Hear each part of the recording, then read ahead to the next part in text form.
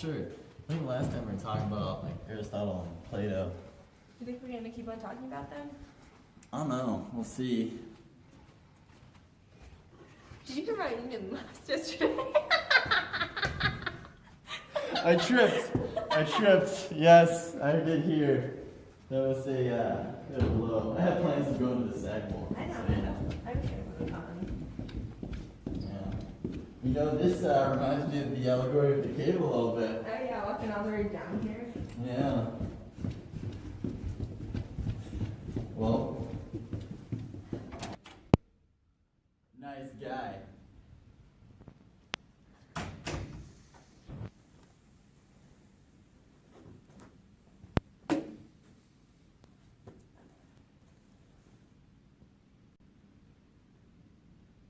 Hello class, today we'll be discussing Plato's theory of forms.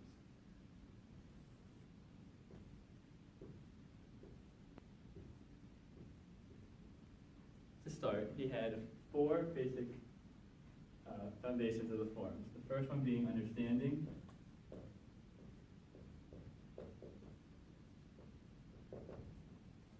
which is the form or abstract object.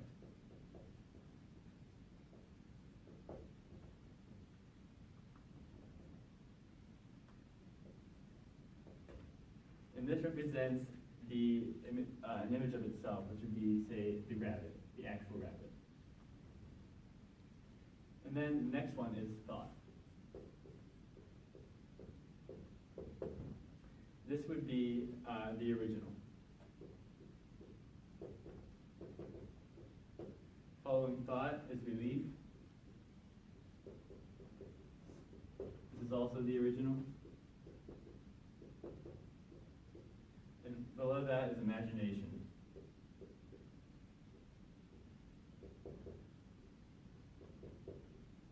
And this represents the images or art.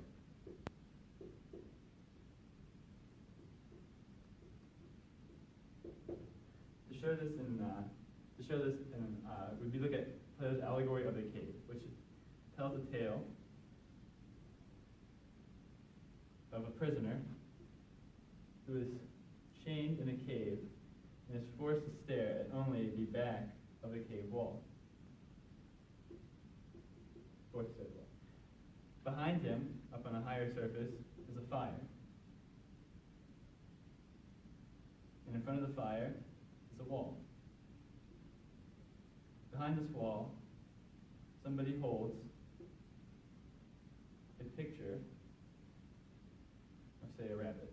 And the shadow of the rabbit is casted onto the back of the wall, like a puppet.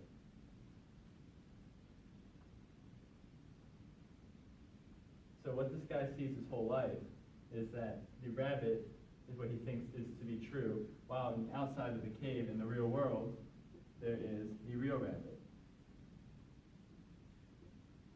This would go to show that the understanding is the form of the real rabbit, but what this guy knows is the imagination or the fake rabbit.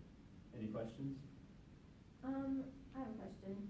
Since Aristotle was a materialist and used observation to explore about the world, what do you think you would think of the theory of forms in the allegory of the cave?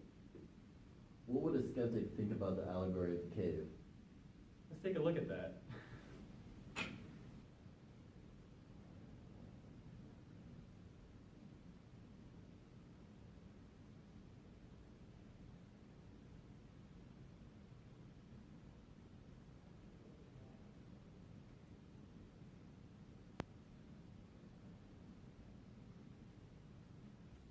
That is a nice looking shadow of a rabbit.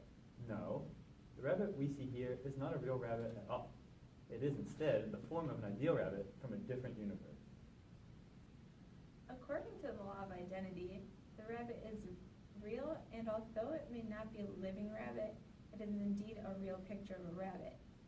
This is because the image of the rabbit is inseparable from itself. Well, the rabbit could be real since I do not admit to seeing the appearance of it on the wall in front of me. However, I cannot fully commit to believing it is real. According to the law of excluded middle or excluded third, it either must be true or untrue. There is no in between. Therefore, you must admit to the rabbit being true or false. And of course, it is true. How can you be so sure? Follow me. By leaving the cave, you are in search of knowledge that is out of the cave and of the senses. You will return, and nobody will believe what you have seen. Okay. Okay, cool.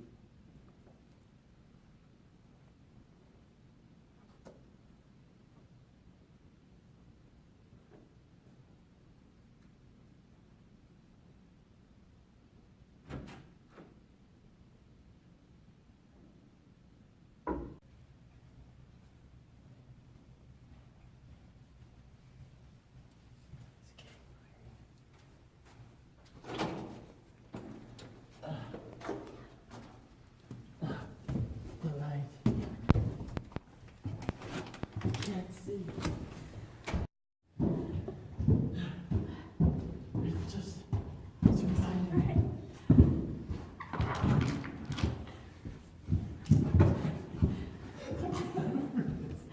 That last one.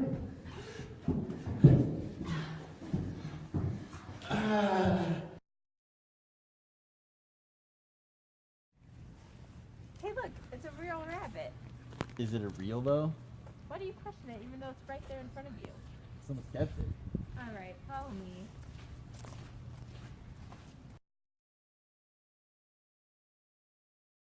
Take this pond, for example. The water is freezing cold. By jumping in, you will harm yourself. I cannot say whether the pond is cold or not. Then jump in. I would rather not. How do you admit to the water being cold? I cannot say it is cold. Fine. Take the snow, for example. Do you think it is cold?